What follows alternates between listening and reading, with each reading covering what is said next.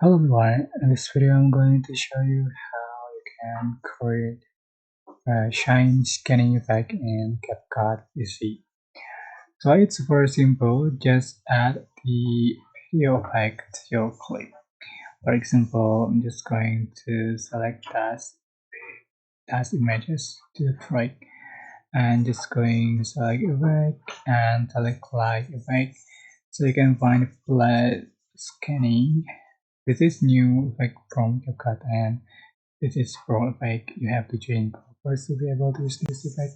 So after you download, just add to the track and you can make it shorter as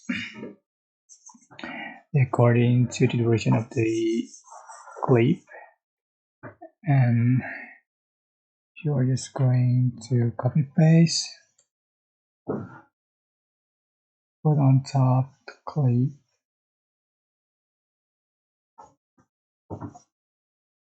so as before to all the clip. I'm sorry if there are noisy in my video. You can also adjust the effect